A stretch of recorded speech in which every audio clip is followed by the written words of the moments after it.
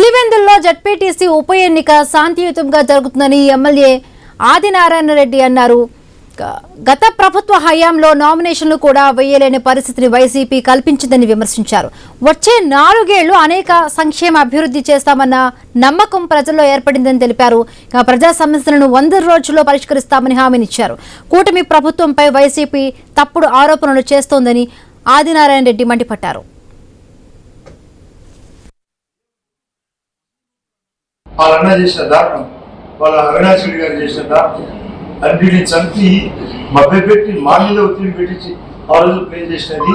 సృష్టిలో జగన్ రెడ్డి ఎప్పుడు అంటున్నాడు, నాన్న ఉన్నాడు, భార్యలు ఉన్నారు, దేవుడు ఉన్నాడని.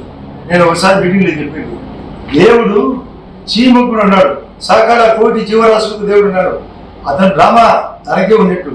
అది ఒక సినిమాలో ఉంది, అమరీష్ పూరి అని ఒక విలన్, జగదేక వీరుడు అతిరేక సుందరుడు. ఆ సినిమాలో విలన్ అంటాడు, నీకోసం ఇప్పుడే దేవుడితో మాట్లాడించాను. ఈ డైలాగ్ అంతా అయిపోయింది. ప్రజలు మా వైపు ఉన్నారు, దైవత్వం మా వైపు ఉంది. వాళ్ళ నాన్న కూడా దాన్ని చిత్రించుకుంటారు, దరిద్రుడు పుట్టారా అని. వాళ్ళ అన్న చేసిన దారుణం, వాళ్ళ